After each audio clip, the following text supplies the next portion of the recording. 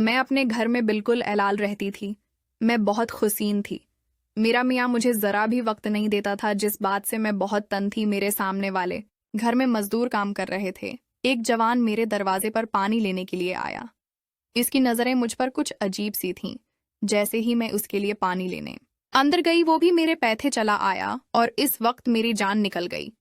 जब उसने मेरे अपन का फायदा उठाया, पहले तो उसने मुझे गले से लगाया, फिर मेरा सब कुछ हटा दिया और मेरे गाबुआरों को भी आजाद कर दिया और मेरे साथ खेलना शुरू राउंड हो गया।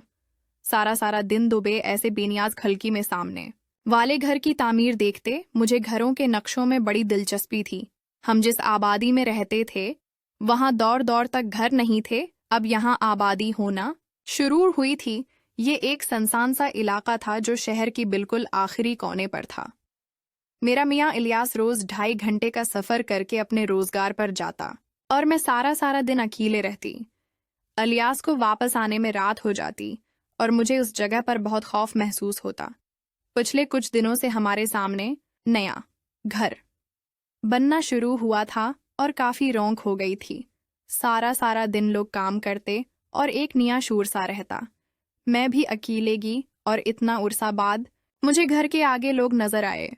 मैं तो सारा सारा वक्त खलकी में खुली मजदूरों को देखती रहती, लेकिन मुझे हरगिज़ अंदाजा नहीं था कि जिस तरह मैं लोगों को देख रही हूं, इसी तरह किसी की नज़र मुझ पर भी जमा हुई है। मजदूरों को काम करते हुए कई दिन गुजर गए थे। गर्मी की शिद्दत थी और इस इलाके में बिजली का भी कोई इंतजाम नहीं था। मैं अकेले सारा सारा दिन अली पर खीली रहती।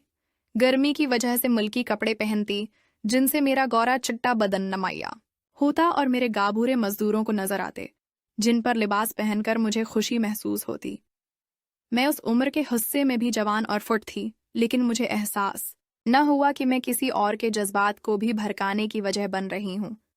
आज भी मैं खलकी पर खली मजदूरों को काम करते देख रही ही सफेद बदन पीने से तर हो रहा था, क्योंकि बिजली नहीं थी। इतने में एक जवान ने अचानक मेरे घर का रख किया और दरवाजा खटखटाने लगा।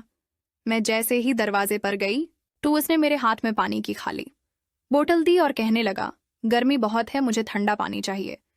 मैं हैरान थी कि मजदूरों के लिए तो कूलर लगे होते हैं, तो क्या उन्हें ठंडा पानी नहीं लेने के लिए बावर्ची खाने में पल ही लिए। मेरा कॉलर वही था। रोज सुबह एक रक्षा वाला आकर बर्फ दे जाता था।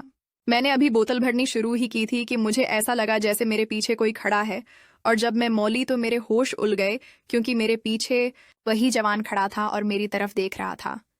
मेरा पीछा भी उसे बहुत पसंद आ रहा था। पानी लेने वाले को अपने अंदर देखकर मेरे पसीने छूट गए। वैसे ही गर्मी की शिद्दत बहुत थी। शलवार के ऊपर टी शर्ट पहने मुझे नाकाबिल बर्दाश्त लगने लगा था, क्योंकि मैं अकेले की उसमें बेपनाह नजरें मेरे वजूद पर जमा हुई थी और मैं घबराहट का शिकार हो गई थी। मैंने कपकपाती आवाज में पूछा, तुम अंदर क्यों आए हो? मेरी बात सुनकर इसके चेहरे पर अजीब सी मुस्कुराहट आ गई और वो कहने लगा, गर्मी बहुत से प्यास बर्दाश्त नहीं हो रही थी, इसलिए प्यास बुझाने अंदर चला आया हूं। इसकी नजरों में छुपी हुई हंस ने मुझे बहुत कुछ समझा दिया। मुझे एहसास हो गया था कि मैंने बहुत बड़ी गलती कर दी है। मैंने उसकी तरफ पानी की बोतल बढ़ाई और कहा कि वो अभी और इसी वक्त बाहर चला जाए।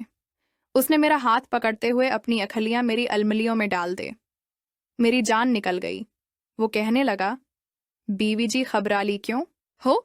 क़यामी कोई गैर तो नहीं? पहले इतना उर्सा तो मुझे देख रही हो, और मैं भी रोज तुम्हें देखता हूं। तुम बहुत खूबसूरत हो।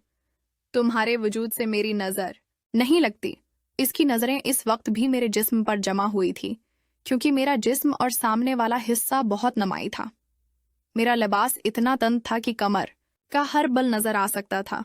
इसकी निगाहें पूरे जिस्म का चक्कर लगा रही थी और मैं परेशान सीख रही थी।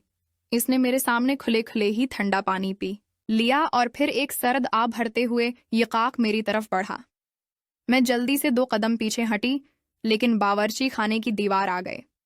वो आहिस्ता आहिस्ता चलता हवा मेरे बहुत करीब आ गया और मेरी सांसों में सांस डालते हुए कहने लगा, वो रोज तुम्हें देखता है और तुम उसके दिल पर बिजलियां गिराती हो। वो कह रहा था कि मुझे देख लर उसे अजीब सी चीनी होती है और जज्बात का तूफान उसके अंदर आमद आया है। वो कह रहा था कि अब उसके लिए अपने आप को रोकना नामुमकिन हो चुका है। मैं उसके सामने पीने से शराबुर हो गई थी। जिस अंदाज में वो मेरी तारीफ कर रहा था, मैं सारी जिंदगी ऐसे अल्फाज सुनने के लिए तरसती रही थी। लेकिन मेरे मियाँ इलियास ने कभी मेरी कोई तारीफ नहीं की थी। मैं एक बांझ औरत थी जो पेना होने की वजह से अपने मियाँ के दिल से ये चुकल बछली गई थी। और अपने मियाँ की तौजा पाने के लिए मैं ऐसी हरकत पर उतर आई थी कि मैंने तंद लिबास पहन लिया था और अपना जिस्म नमाया करने लगी थी। ये सब करने का भी कोई फायदा नहीं हुआ था, लेकिन बल्कि मेरे मियाँ ने जानबूझकर मेरे लिए उस वीराने में घर होते ही मुझे छोड़कर निकल जाते। सारा सारा दिन गायब रहते और रात देर गए। घर लौटते ही मैं तन्हाई और अकेलिया की जिंदगी से पूरी तरह तंग आ चुकी थी। शुरू में तो मेरा और मेरे अलियास का बहुत झगड़ा होता था कि मुझे भी से मोहब्बत और तौजा का हक है, लेकिन अलियास ने मुझ औलाद ना होने की बात करना छोड़ दी थी।